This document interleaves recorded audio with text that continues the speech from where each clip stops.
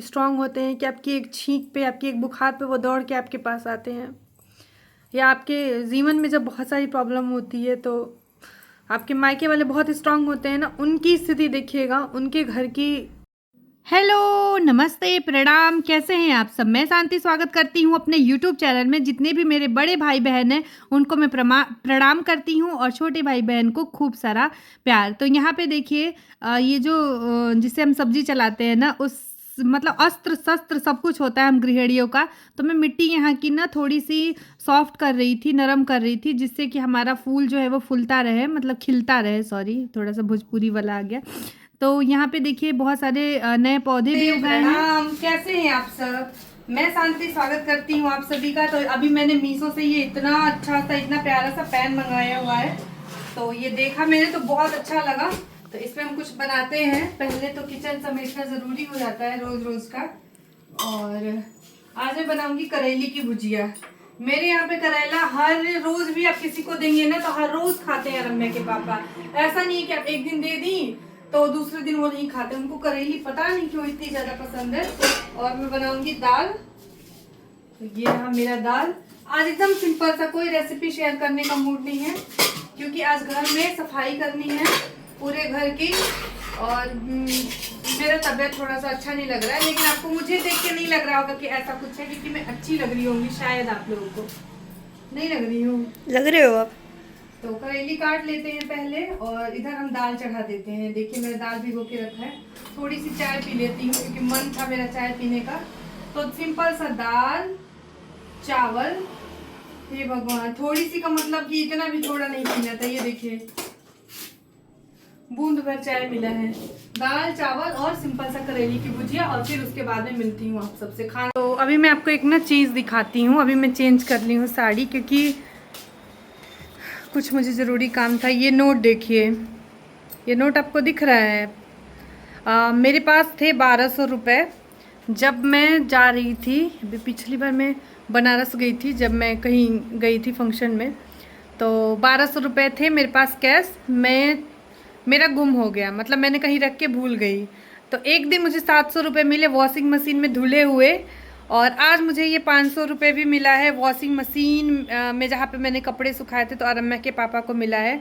तो मैंने पूरे के पूरे 1200 रुपये मशीन में ही धुल दिए और उसमें से बस 500 रुपये यूज़ हो पाए हैं। और 500 देखिए ये वाला नोट यूज़ हो पाता है कि नहीं। बाकी मैं 200 रुपये का हालत आपको दिखाती हूँ। ये देखिए ये फट गया है। ये एकदम कड़कड़िया नोट थे। ये मेरे को मेरी फ्रेंड आई थी तो अरम्या को दे के गई थी। और ये पूरे एकदम ताज़ा ताज़ा नोट थे 200 के। तो बाकी तो मैंने 800 यूज़ कर लिया था, बट 200 जो बचा हुआ था उसकी स्थिति ये है। तो कभी भी वॉशिंग मशीन में इस तरह की बेवकूफ़ियाँ ना करें। बट मेरे पास काम का प्रेशर इतना होता है कि मुझसे ये भूल गई थी मैंने उस नोट को। बहुत काम क्या है, ये देखिए इस रैक को हमने यहाँ पे कर दिया है और इस पर मैंने कपड़ा वगैरह सब कुछ बिछा दिया है। ड्रम हमने इस साइड में कर दिया है।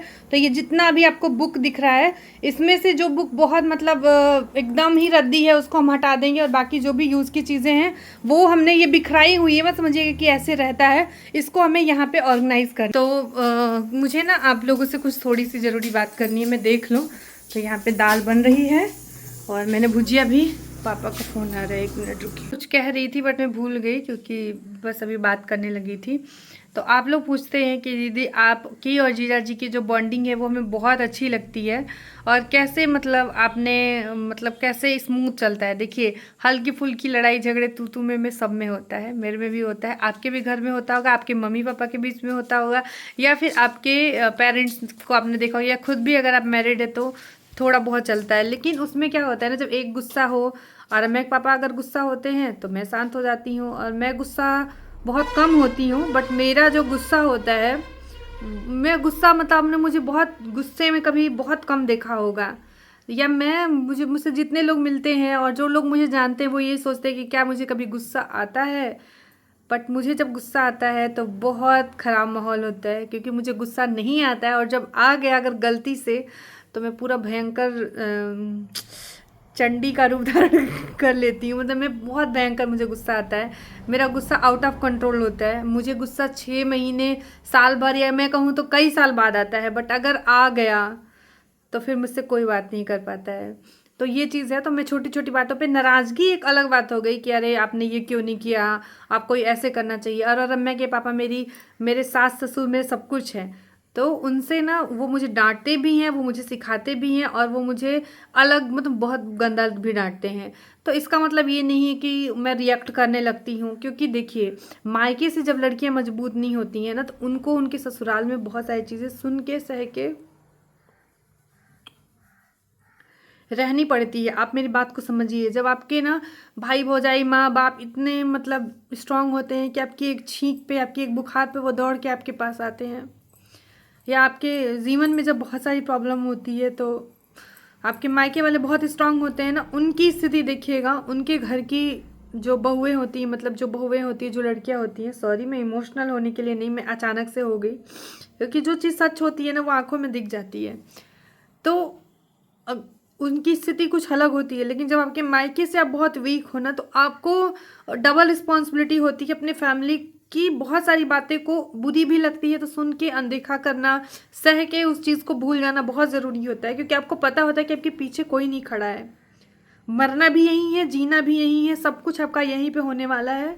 तो हम लड़ाई करके या फिर उसको मतलब ख़राब स्थिति ना करके, क्यों ना हम उसी में कुछ स्मूथली उन चीज़ों को चलाते रहें। आप मेरी बात को समझिए। तो मेरे साथ है, मैं अपने मायके से इतनी तो मजबूत नहीं हूँ ना कि मेरी आंखें देखिए कितनी लाल है, इतनी प्रॉब्लम है। अब मैं इस चीज़ के लिए बनारस जाऊंगी अपनी आंखों को दिखाने के लिए। उसमें भी बहुत सारी चीज़ें होती हैं, ये तो घूमने गई हैं, ये तो ये गई हैं। अगर मैं अपने लिए मैं कहूँ तो मैं कुछ भी चीज़ें करती हूँ तो मैं खुद से करती हूँ। बहुत सारी चीज़ें हैं जो कि बर्दाश्त करनी पड़ती है। एक स्मूथली रिश्ते को एक अच्छे लेवल पे, एक शादीशुदा ज़िंदगी को चलाने के लिए बहुत सारी चीज़ें आपको सेक्रीफाइस करनी पड़ती हैं, जो आपको कैमरे पे सब लोग नहीं दिखाते हैं। ये नहीं है कि मेरी छोटी छोटी लड़ाइयाँ हुई तो मैं इसको सोशल मीडिया पे ला दूँ, ये नहीं। बहुत सारी चीज़ें होती हैं, मैं अवॉइड करती हूँ बहुत ज़्यादा। और मेरे हस्बैंड भी मेरी जो बचकानी हरकतें हैं, क्योंकि मैं अपनी हरकतों को चेंज कर ही नहीं पाई। हाँ, मैंने बहुत बदला है अपने खुद को। वो एक 16 साल वाली शांति और आज 31 साल वाली जो शांति है, उसमें बहुत बहुत डिफरेंट है। वो बहुत बदल गई, वो वैसी नहीं है। बट फिर भी मेरी कुछ कुछ हरकतें हैं जिससे वो हर्ट होते हैं या फिर उनको प्रॉब्लम होती है, तो वो भी बर्दाश्त करके चुप होके सह के अवॉइड कर देते हैं। कई बार होता है मैं उनकी बात नहीं मानती हूँ, जिद करती हूँ और अपनी करूँगी, ये करूँगी, वैसे करूँगी, और फिर बाद में जब झेलती हूँ तब ऐसा भी होता है। तो बस अंडरस्टैंडिंग बहुत ज़रूरी है, भरोसा बहुत ज़रूरी है। आप लोग को लगता है ना कि हम दोनों के बीच में प्यार दिखता ही नहीं है, तो क्यों आपको वो लुल्लू मुल्लू छोना बाबू ये वाला ही प्यार अगर प्यार लगता है, तो सॉरी ये नहीं है हमारे बीच में। कि हाँ, मैं उनको दिन भर चिढ़ाती हूँ, लेकिन वो चीज़ें कैमरे पे हर चीज़ को कैप्चर करना नहीं मुझे सही लगता है। लेकिन वैसा वाला जो प्यार की एकदम बाहों में बाहें डाल के घूमते रहें, और नहीं, हमारी अंडरस्टैंडिंग इतनी अच्छी है कि अब मेरी शादी को 15 साल इस साल होने वाले हैं, और बहुत सारे उतार, बहुत सारे चढ़ाव, बहुत सारी चीज़ें देखने के बाद भी आज हम दोनों एक दूसरे के बिना नहीं रह सकते हैं। मुझे उनकी मतलब कि मैं कैसे समझाऊं, मैं थोड़ी स्ट्रांग हूँ मैं अपनी इस मामले में, कि मैं दिखाती हूँ कि अरे ठीक है कोई बात नहीं। बट वो मेरे बिना नहीं रह पाएंगे, ये मैं जानती हूँ, और नहीं रह पाते हैं। अगर मैं 2 दिन के बाद तीसरा दिन बनारस रुक जाती हूँ तो मेरे घर में बवंडर मच जाता है। मैं कभी सोशल मीडिया पे उस चीज़ को शेयर नहीं करती हूँ, इतना बवंडर मच जाता है कि एकदम बस वो आपा खो बैठते हैं। तो उनको मेरी बहुत आदत है, क्योंकि उनके लिए मैं उनकी लाइफ में बहुत इम्पोर्टेंट हूँ। वो मुझसे बहुत सारा प्यार करते हैं मेरे हस्बैंड, मैं ये कह सकती हूँ।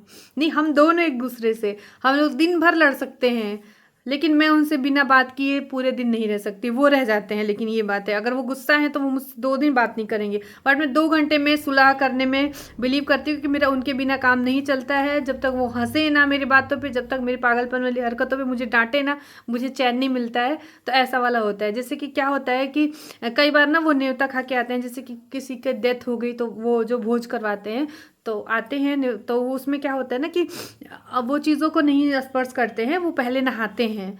तो उतने ही देर में नहाएंगे धोएंगे, तब तक जब तक वो फिर अगले दिन भी नहाएंगे तभी वो अनाज ग्रहण करते हैं। मतलब थोड़ा सा बहुत सारी चीज़ें ऐसी होती हैं ना, रिचुअल फॉलो करने पड़ते हैं।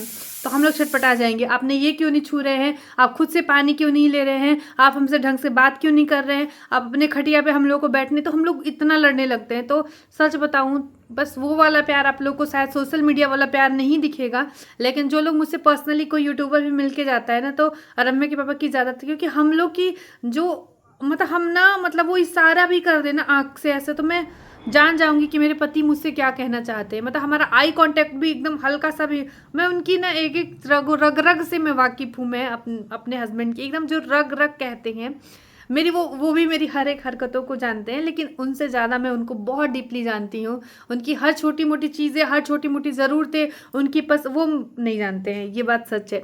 वो मेरी पसंद नापसंद नहीं जानते हैं, क्योंकि वो थोड़े से दूसरे टाइप से, उनको नहीं पता कि मेरे फेवरेट गाना कौन है, मुझे शाहरुख खान पसंद है, ये सब चीज़ें तो नहीं पता है। लेकिन मतलब मेन चीज़ वो मेरी हरकतें जानते हैं। लेकिन मैं अपने हस्बैंड के बारे में, उनका खाना पीना, नहाना धोना, पहनना ओढ़ना, उनकी रूटीन, मैं 1 मिनट लगेगा मैं सुबह से शाम तक की उनकी चीज़ें बता सकती हूँ। उनकी नापसंद क्या क्या चीज़ें हैं, कौन कौन सी हरकतें हैं, कौन कौन से लोग हैं, यहाँ तक मैंने उन पर पूरा PhD कर रखा है। क्योंकि जब मैं शादी करके आई तो मुझे उनको समझने में बहुत टाइम लगा था, और मैंने इन्वेस्ट किया है अपने जीवन के बहुत साल उनको समझने में। और मैं बड़ी हुई हूँ उनको देख देख के, उनके दिनचर्या को, उनकी बातें सुन सुन के। तो इसीलिए मैं शायद बहुत समझदार हूँ, ये आप कह सकते हैं कि मैं बहुत समझदार हूँ। क्योंकि रम्या के पापा बहुत समझदार हैं, इतने वो जितने मैच्योर है ना, उतनी मैं बेवकूफ़ टाइप की हूँ। तो पता है क्या होता है, जब हमारे पूरी फैमिली मिलती है तो हमारे बहुत सारे भांजे, तो एक जो है वो बोले कि मामी जब खूबसूरती बट रहा था तो आप लाइन में आगे थी, और जब दिमाग बट रहा था तो मामा लाइन में आगे थे।